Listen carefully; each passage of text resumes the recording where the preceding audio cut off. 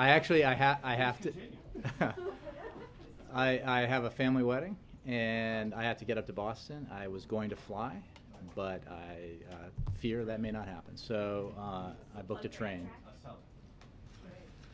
Taking the train. Family wedding tonight. As a former employee of the Vice President's, I'm a big fan. I am. The train's great. You don't need to work for the Vice President to be a fan of that. No, you don't, but I'm saying that I had a special affection for it. But, so thank you all for being here this morning, or this afternoon. And let me just say a couple of things before we start. First of all, for the reason aforementioned, I need to make a hard stop of 1:05.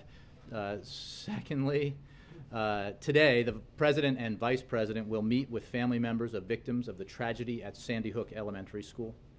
We commend the family's courage and perseverance in continuing to press for common sense legislation to reduce gun violence. And we want them to know that as we approach the 6th-month anniversary of that terrible day, we will never forget and we will continue to fight alongside them. Second announcement. This afternoon, the President will meet with Senators Leahy, Schumer, Durbin, Menendez, and Bennett here at the White House for an update on the Senate's efforts to pass common sense, comprehensive immigration reform. You want me to read that again there? Senators Leahy, Schumer, Durbin, Menendez, and Bennett. Third and final announcement is that today is Clark's last day as Assistant Press Secretary, and he is heading over to the Department of Homeland Security, heading back rather, where he will be the Assistant Secretary for Public Affairs at the Department of Homeland Security. Fancy title, but I hope you all feel the same way that we do, that he has been an essential element of this office and has helped you as he has helped us in his time here, so we'll miss him. And with that, I'll take your questions. Thank you. The United Nations says that 93,000 people have been confirmed killed in Syria. The actual number is likely to be far greater than that. And we've all heard from the White House that you condemn the violence, that you want Assad to go, that the U.S. has provided non-lethal assistance to the rebels. None of that has quelled the violence there. In fact, the situation has only deteriorated. Can you tell us a little bit about whether there's some frustration by the President and the White House that you haven't been able to do more, and what the President is actually considering? What's not just on the table as a broad array of options, but what he's actually considering as his next steps? The President and every member of his national security team are greatly concerned by the terrible situation in Syria and the worsening situation in Syria. As you know, the United States has made itself the #1 contributor of humanitarian assistance to the Syrian people. We provide direct assistance to the Syrian opposition and the Supreme Military Council. We are working with the Russians and our allies and partners, as well as the opposition, to bring about a conference under the Geneva Communique for the transition that we and the Syrian people seek. And the President is reviewing and considering what other options are available to him and to the United States, as well as our allies and partners, for further and additional steps in Syria. And that process continues. Every option that he considers, he evaluates and his team evaluates based on the long-term view of whether or not implementation of a new policy option will actually help bring about the desired result, as opposed to seeming like a good thing to do but not actually changing the situation or improving the situation and perhaps worsening it instead. That has been the process that the President has insisted he and his team undertake as they evaluate these options. Because as terrible as the situation is in Syria, he has to make decisions when it comes to policy towards Syria that are in the best interests of the United States. First and foremost, in our security interests, and then to look at it also through regional interests as well as the interests of our allies and partners and the Syrian people. These are all difficult decisions because of the tyrannical behavior by Bashar al-Assad, his wanton willingness to murder his own people simply to cling on to power. And the president and every member of his team understand the gravity of the situation and are making decisions and evaluating options accordingly. Does he feel any particular sense of urgency given the deteriorating situation, the growing influence of Hezbollah in Syria right now? As I've said, we have noted and condemned and are concerned by the involvement of outside actors in trying to prop up Assad. It only increases the potential for greater regional instability, for the conflict in Syria spilling over potentially into other parts of the region, and that is a concern. The death and destruction remains, of course, the primary concern, and the potential consequences for continued chaos in Syria remain a great concern. And, you know, I've been asked recently about, are you now meeting on Syria? And I have said what has always been the case, that in this building and in the Defense Department and the State Department and elsewhere in the IC, people are meeting on this subject and discussing this subject and reviewing options and assessing the facts that we have constantly. And that's true here, and it's true with regards to all the principles involved in the policymaking process. Is there any plan for the U.S., France, and Britain during the G8 summit next week to sort of go in with a coordinated message to the Russians on Syria? As I said yesterday on Air Force One, we fully expect Syria to be a topic of discussion at the G8. There will be other topics, but there is no question that Syria will be one of them, in particular because of the interests of the United States, the United Kingdom, and France, as well as other participants. I don't have any announcements to make about policy-related matters in the run-up to the G8. We'll try to brief you, it's not necessarily about Syria, but I don't want to be confusing here, but we'll preview that trip for you tomorrow. But as with regards to Syria, I can simply say that we fully expect it to be a topic of conversation and discussion. Yes, Jeff. Jay, the President Clinton made some critical or fairly critical remarks about President Obama's policy towards Syria yesterday. Does the White House have a response to that, and does it add any pressure? Does the President feel any pressure from comments like that to act? The President, Jeff, as you know, views these significant challenges in the international arena through the prism of U.S. national interests. And he makes decisions based on what he considers the essential longer view about what options we may undertake with our allies or unilaterally with the opposition, and assessing whether or not they will help bring about achievement of the ultimate goal, which is a transition in Syria to an authority there that respects the rights of all Syrians, that ceases the violence, that protects both conventional and unconventional weapons. The President is very serious about the need to evaluate the options available to him based on the assessment that he makes and that his team makes of what's in our national security interests and what policy options will be most effective. And, obviously a lot of people who have expertise in the matter, both outside of government, in Congress and inside of government, have perspective to add, and opinions to contribute, and analysis to provide. And the President welcomes all of that. In the end, of course, he and his team have to make the decisions that they believe are in the best interest of the United States and the American people.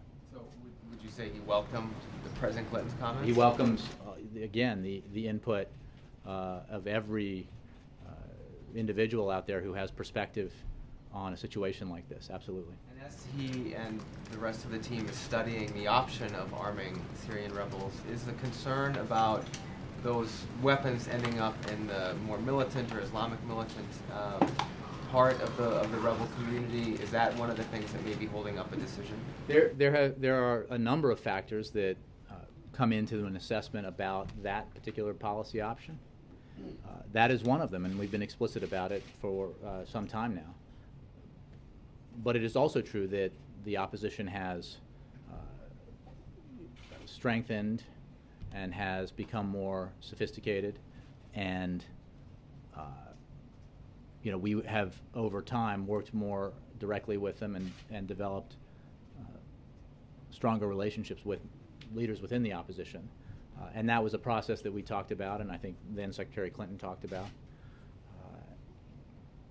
in the past. And so this is not a static picture.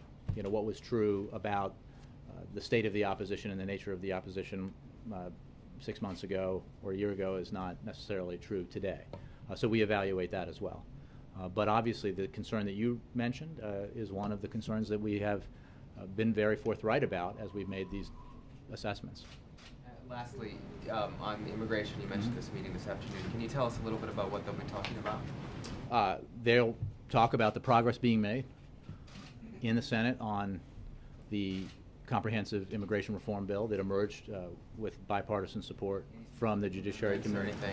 I'm sure that the senators who are participating will update the President on the process and the debate and the amendments, but I don't have any specifics amendments to note that they'll discuss. There are obviously a lot of amendments that will be considered. The President's interest, as you heard him say just the other day, is in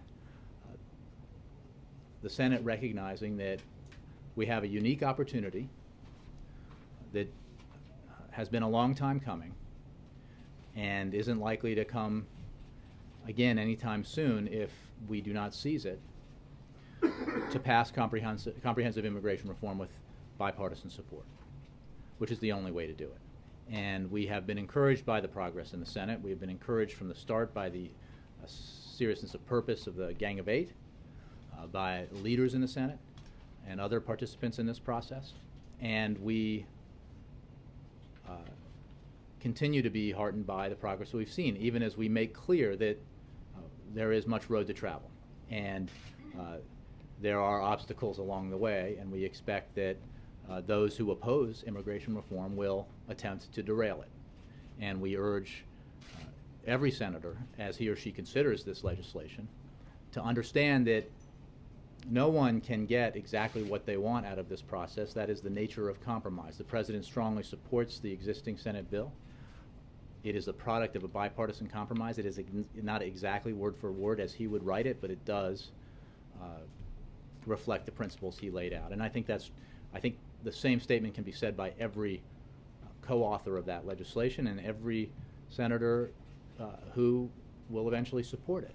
It won't be exactly what they want, word for word, but it will be, it is already a significant bipartisan accomplishment, and we hope to keep this train moving. Jessica. Nancy Pelosi, Minority Leader Pelosi just got into a heated exchange with a reporter over the late-term abortion bill presented by Representative Brady, saying that this bill, quote, would make it a federal law that there be no abortion in the country. You're taking an extreme case. This is an extreme case.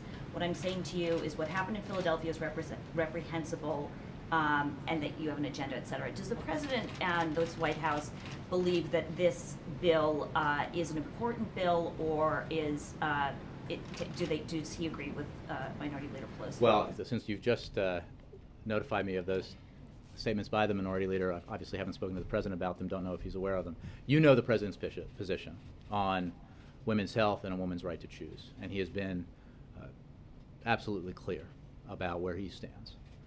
And with regards to the bill in question, I believe that's one that got a little attention yesterday in a way that I'm sure Republicans wish the public would forget, because it reflects an alarming misunderstanding of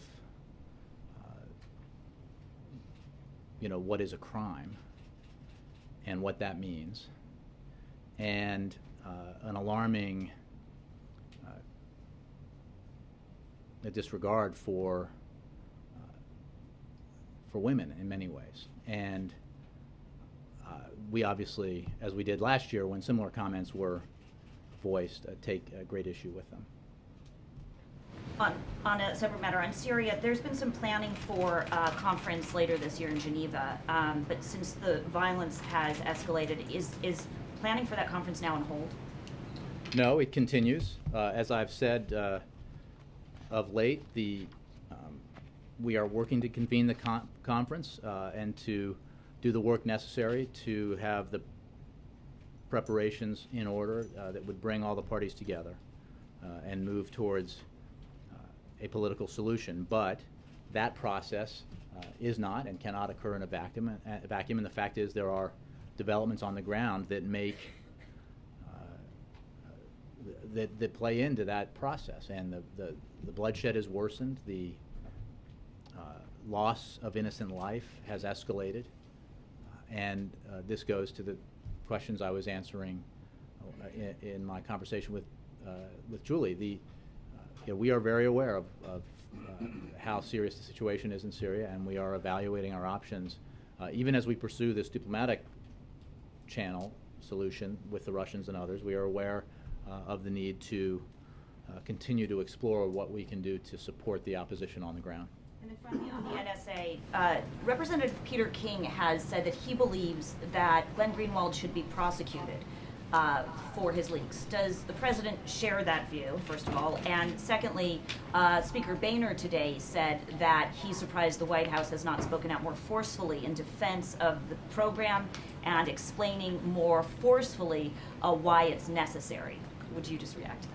Well, I think you heard the president speak about his views on the program and the necessity, the programs in question here, and the necessity to have such programs in place in order to protect our national security. And I think you heard the president make clear that he believes that in the trade-offs that we have to make to pursue our security and protect our privacy, we have found through the system we have the right balance.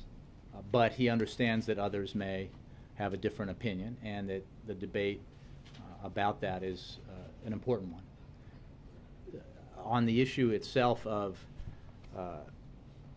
the necessity of these programs, the president agrees with General Alexander, the head of the NSA, who spoke yesterday on Capitol Hill about the programs under sections 215 and 702 and how they have helped thwart dozens of attacks. And he used two examples that have been declassified, and I think it's important. You heard Director Clapper mention them as well. There was a plot to attack the New York City subways in early September of 2009, and while monitoring the activities of al-Qaeda terrorists in Pakistan, the NSA noted contact from an individual in the U.S. that the FBI subsequently identified as Colorado-based Najibullah Zazi.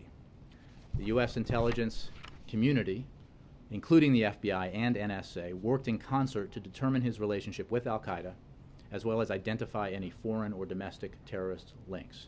The FBI tracked Zazi as he traveled to New York to meet up with co-conspirators, where they were planning to conduct a terrorist attack. Zazi and his co-conspirators were subsequently arrested, and Zazi, upon indictment, pled guilty to conspiring to bomb the New York City subway system. This plot at the time was characterized as, quote, the most serious terrorist threat on U.S. soil since 9/11.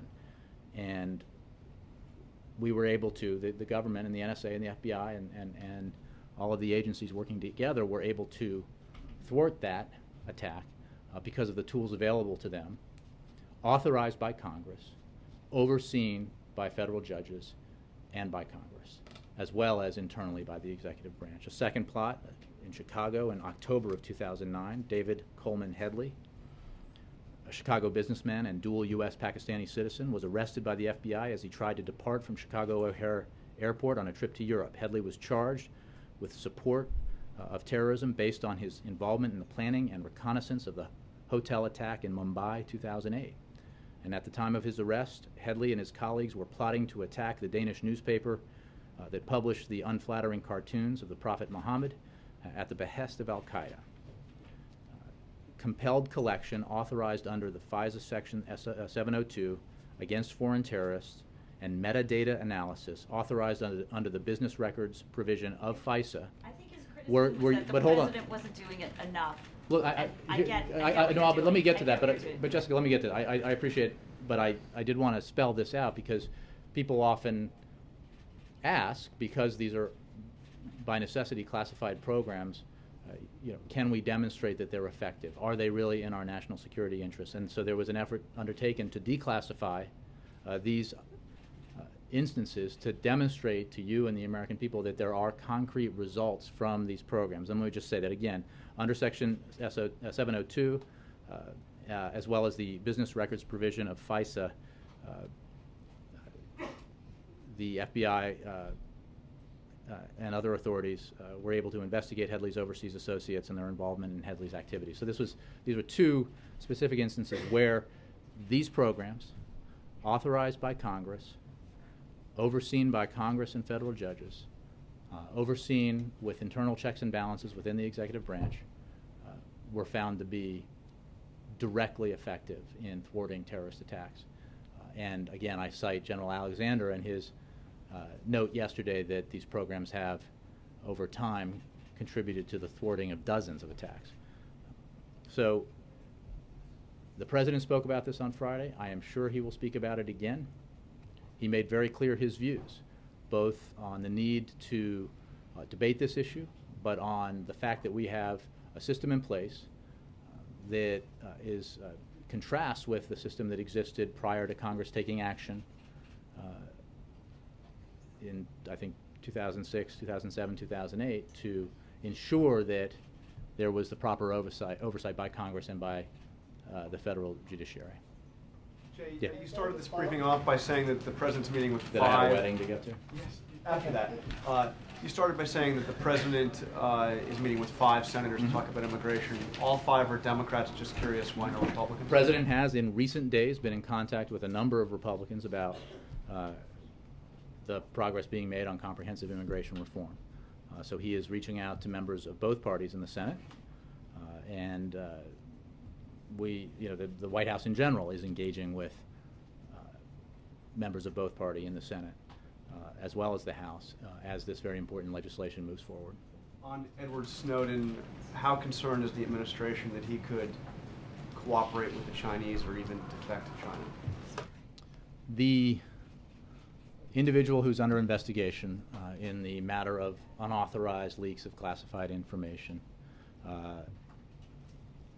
is not a subject that I can discuss because of that investigation, and I wouldn't want to characterize his status or express concerns about or observations about what he may or may not do or what may or may not happen as a result of this investigation. The leaks themselves, as General Alexander said, Director Clapper has said, as the President has said, and others have said, were very serious. And they go right to the heart of our efforts to combat terrorism, to combat efforts by extremists who desire to attack the United States and the American people. They are programs that are authorized, that are overseen by all 3 branches of government, and that are part of a process where assessments and evaluations of the programs are constantly undertaken to ensure that they are implemented in a way that is consistent with the law and with our values. Jay, I appreciate your. I just can't talk about really talk the individual. About the investigation. Mhm.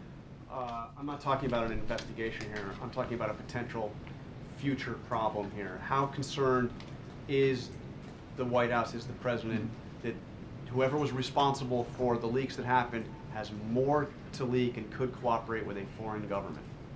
I mean, as a general matter, the president is concerned about the leaks, any leaks of highly sensitive classified information. And he believes we need to take steps to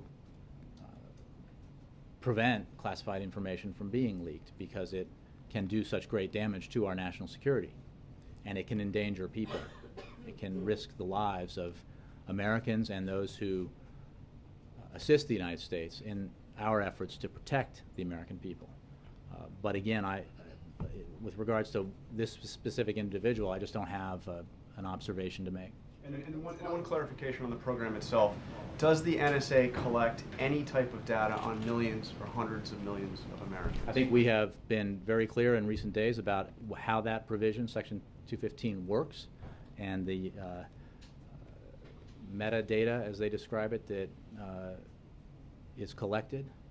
And I would point you to statements by Director Clapper and others for more specifics about the program. But is that a yes, that the NSA collects any John, I type of appreciate data? the gotcha, but I think I've addressed this, and Director Clapper has addressed this. These are classified programs, portions of which have been declassified in order to discuss them publicly in the wake of these revelations. They are programs that were authorized by Congress, that are implemented with the full oversight of Congress. There are briefings of members of Congress regularly on the implementation of these programs. The one that you're referring to is authorized only on a 90-day basis by the FISA court. And that it is very important in the President's view that that oversight regime exists. Authorized and now declassified, your answer is yes. The NSA does collect data on. I think it's been very clear what Director Clapper has said and what others have said about the collection of. Look, the program collects phone numbers and duration of phone calls. Any action taken on that data requiring further investigation or inquiry requires court approval. Yeah. You said the president welcomes President Clinton's remarks. He doesn't agree with them, though, does he? What I said, first of all, I haven't seen the full context of President Clinton's remarks. A couple of points. One, that it's possible the president is afraid of polling data suggesting state of Syria, and he's being overly cautious because of that. Was one point he raised. And he also said, because Hezbollah and Iran are into the fight now, it's time now, and possibly past time, to give rebels real lethal weapons support so they can get back in the game and fight against the advances that Hezbollah, Iran, and the Syrian regime are making. Those are 2 points I just want to see. Though obviously you welcome them, you don't necessarily agree with them, do you? Well, look, we're assessing options all the time, including, as we've discussed, providing weapons to the opposition. The first point, again, I'm taking your word for it that that's what was said, but in the context, I will have to investigate myself. But the fact of the matter is, the president makes a decision about the implementation of national security options based on our national security interests, not on what might satisfy critics at any given moment about a policy. And as we've discussed over the months here, there are very serious implications to the kinds of policy options that have been discussed, including providing weapons, including questions I've had about a no-fly zone and other things that have been discussed, and that's why you have to assess them so clearly. And so, Public opinion would not factor into that. Of course not.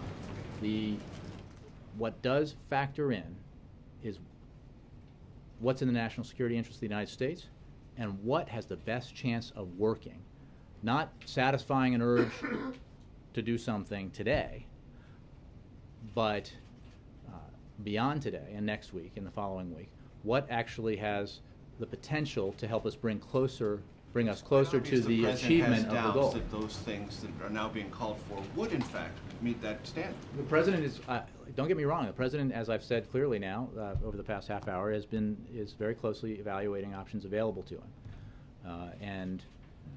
You know, we're fully aware about the worsening situation in Syria and are assessing options in light of that. Is it fair to say the meeting with the Gang of 8 Democrats on immigration is about whether or not you can get 60 votes, and this rather important tactical decision about securing 60 or possibly making concessions on the Senate floor to get you higher, get more Republicans, to get you maybe over 65 to 70, to build more momentum for the House? That seems to me to be a very important tactical decision, and it seems like it needs to be made very soon. Based on what I've been told. Look, I think there'll be a number of discussion topics discussed around this important legislation, both tactical and strategic, as well as substantive. Do you agree with anything I've just described? I didn't follow all of it, but the fact is the president wants a strong and believes there should be a strong bipartisan vote in support of comprehensive immigration reform that is in keeping with the principles that the Gang of 8 set forth, that the president has set forth, that is widely supported by the American people, that will do right by the middle class and do right by our businesses and strengthen our economy. Is there any anxiety currently you don't even have 60 votes yet, and that you need to push? Well, I think that we've seen in a variety of ways the Senate demonstrate that there is broad support for comprehensive immigration reform from members of both parties. We have work to do. We have a process that's underway, a debate that's been joined, and amendments that are being considered. And what our goal is, the president's goal is that the Senate keep its eye on the ball and not allow those who clearly have no interest in passing comprehensive immigration reform with all its benefits to the economy and the middle class and our businesses, not allow them to derail this process, but instead to keep focused on a bill that will achieve the principles that the president and the Gang of 8 have laid out. The mayor of West Texas is objecting to FEMA's decision not to provide public assistance in a major disaster declaration for that city or provide individual assistance. Is the president comfortable with FEMA's decision? Well, first of all, I haven't spoken to the president about it. I would refer you to FEMA for any specific questions on assistance. As you know, shortly after the incident in West Texas, President Obama declared an emergency for the explosion in West, providing immediate financial assistance to the state as it responded to the explosion. That emergency declaration has been amended twice to ensure that additional assistance could be provided both to the impacted individuals and to support state and local recovery efforts, including coverage providing a 75% cost share for eligible costs associated with the recovery. Since the initial emergency declaration, 775 individuals have registered with FEMA for assistance, and FEMA and the SBA have provided more than $7 million in direct federal disaster assistance grants and low-interest disaster loans for eligible individuals and families. And this is just the beginning of the extensive assistance that FEMA will continue to provide under the existing declaration. FEMA's public assistance personnel at the Joint Field Office in West Texas and in the field are actively working with state and local officials to prepare project worksheets for reimbursement of costs related to debris removal and emergency protective measures. In other words, there is, under the existing declarations and the amendments to them, there is assistance that has already been provided and more assistance that will continue to be provided. As for the assessments that are made using standard formulas, and I would refer you to FEMA. How late did the president stay up last night watching the Blackhawks game? It was still going on when we got, as you know, we landed on the South Lawn, and it was on the screen as we were flying back. I know he's pleased by the result. I'm not sure. I haven't asked him if he stayed up to watch it to the end. Jay, back on Syria, part of the context of what former President Clinton was saying, as I understand, is that he was asked a question about his own experience with Bosnia and Kosovo. As you said a moment ago, the Commander-in-Chief wants to make the right decision, doesn't want to be rushed into a decision.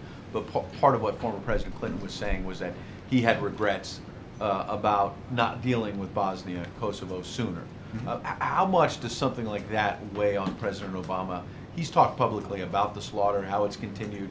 These are not easy decisions, but how much does that kind of pressure weigh on him? I think that the president, it's a great question, and the president is very aware of past precedent in these kinds of situations, and with regards to the kinds of decisions that a president has to make constantly on matters of national security, and seeks the insight and advice of experts both within the administration and outside of it. And I think that, again, having not seen the full extent of President Clinton's remarks, I think that those are all valid points. Having said that, President Obama assesses this specific situation, which can be analogous but not perfectly so to the past, and judges what's in the best interest of the United States today and what policy options present the best opportunity for achieving our ultimate goal. And to your point, are you aware of any phone conversations or meetings between the two presidents where this has been a primary topic of conversation, Syria? I am not. As you know, they saw each other at the Bush Library event in Dallas, but I don't know whether they have spoken. Last thing, someone who we do know, he takes advice from, is Susan Rice. When does she start? And I ask the question because, as National Security Advisor, I haven't been clear on what day. She is someone who has very publicly talked about her own wrenching experiences in waiting too long to get involved in conflicts. And I wonder how her advice may weigh on the president as she takes on a bigger role.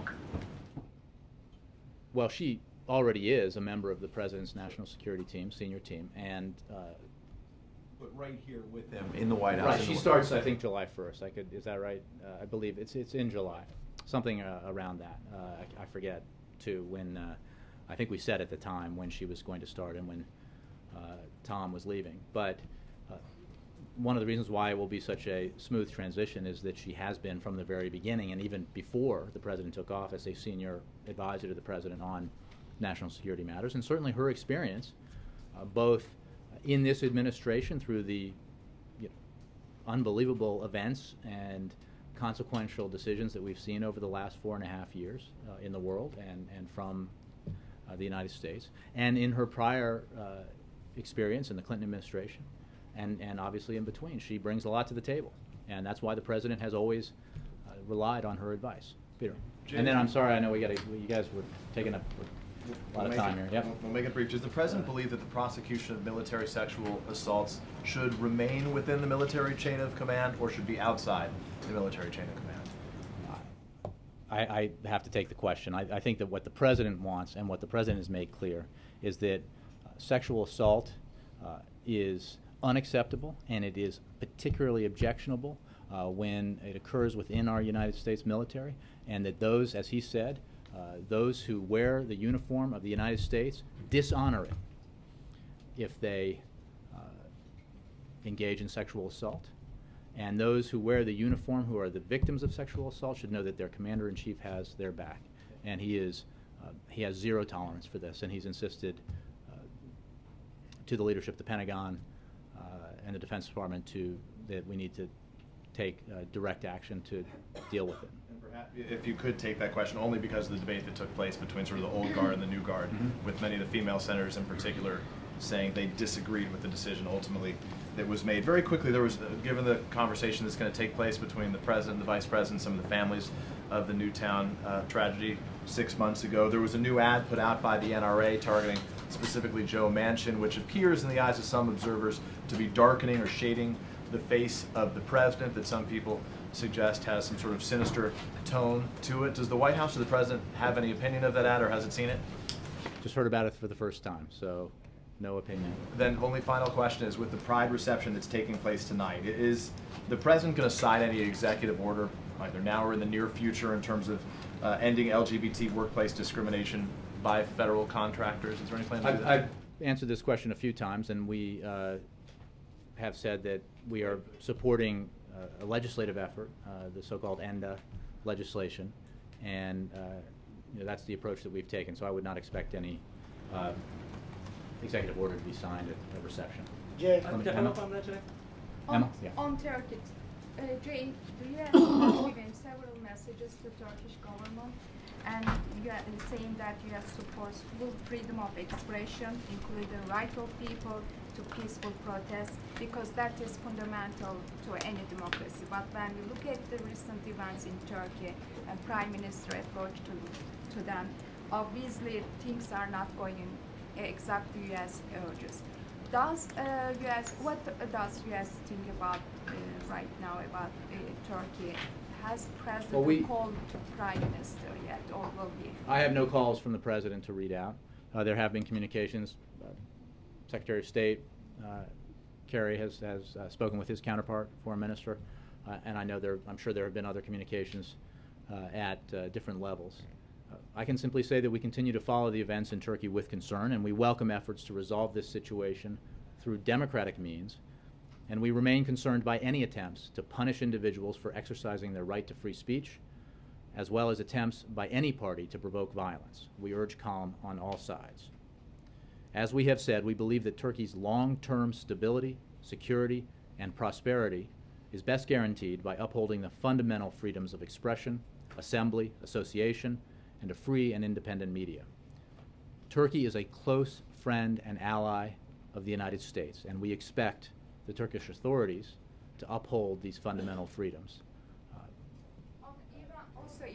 Iranian elections are going to be held tomorrow. Millions of Iranians will choose new leader. Their new leader. Is Obama administration prepared to rethink its Iranian policy if there is a new leadership?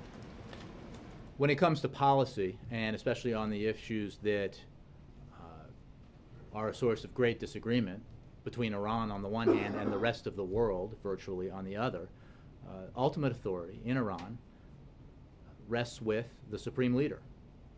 And we remain hopeful that Iranian authorities will be ready to engage in serious negotiations with the P5+1 regardless of the outcome of the elections.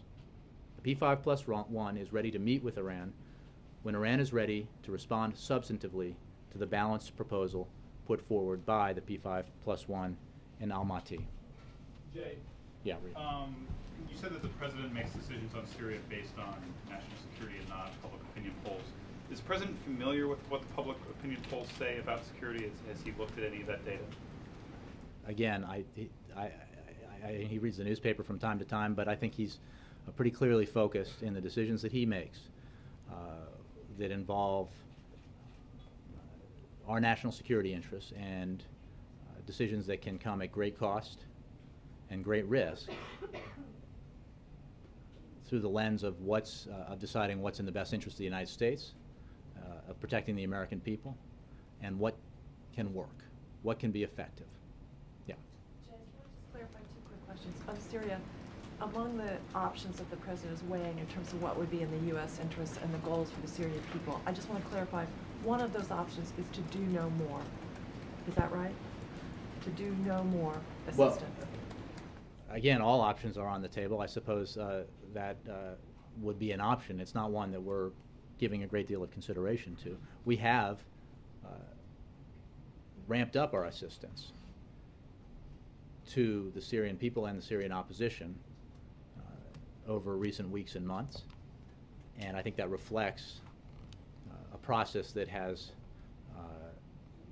that those decisions reflect the seriousness with which we take this problem and our recognition that on the ground the violence is escalating and the plight of the Syrian people is worsening, and that's why we have made the decisions we've made thus far, and it's what we consider as we look at other options. Just one clarification also on immigration. Can you say how optimistic the president is right now that the House will hold a vote on immigration reform this year? Well, we certainly hope and expect that the House will take action on immigration reform. Immigration reform is something that we have seen in the Senate and out in the country has broad support. It is the right thing to do for our economy. It is the right thing to do for the middle class. It is the right thing to do for security. This bill that has passed out of the Senate Judiciary Committee would be the largest border enforcement security bill in history. And the provisions contained therein and the resources provided by it would build on the strengthening of our border security that has taken place over the past 4.5 years. A strengthening that has been recognized by members of both parties as well as experts in the field. We need to continue to take action to secure our border. We need to make sure that that our businesses, that everybody's playing by the same set of rules, because that's good for our businesses. It's not fit for businesses who play by one set of rules, play by the rules, and then others who don't. Those who play by the rules get hurt. Everybody needs to play by the same set of rules when it comes to hiring. That's an important provision of comprehensive immigration reform, and it's important to ensure that immigration reform contains within it a clear path to citizenship, a long path with many, many requirements along the way, but a clear path for those 11 million living here illegally. Margaret, this is going to have to be the last one. I got to catch a train. I'm going to do a great job then. On a variety of foreign policy issues, not just Syria. It's okay. Let's talk over your shoulder. The president has often stressed that a multilateral approach is better than a unilateral approach. So I guess what I'm trying to figure out is if he felt that the time had come, for various reasons, to arm the Syrian rebels, is that a decision that he would consult with Congress, announce to the American people, et cetera, as a U.S. decision, or is that a decision that once he had made up his mind about what this country should do, he would seek to announce only in a multilateral context? Well, I have no announcements to make or predictions to make about how any announcement might unfold. I think that the kinds of aspects of a decision like that, or an option that's being considered like that, take into account all of those issues. And absolutely, we believe it. It is often the case that the implementation of policy in this region and elsewhere can be made more effective when we are working with our allies and partners. We have done that in Syria. We have done that elsewhere in the region. We have done that elsewhere around the world, and we'll continue to do that. But it's not a one or the other proposition. He looks at all of these options, and will do so with regards to this option. Yeah, last one. But I can't. Just given the various... Sister will kill me if I miss her daughter's wedding. So. Just given the various timetables on the trade, TTIP trade talks, both in the U.S. and in the EC, do you expect that the G8 is going to be where the president and these leaders are able to announce the launch of these negotiations, or do you think it will have to wait till Germany? You think?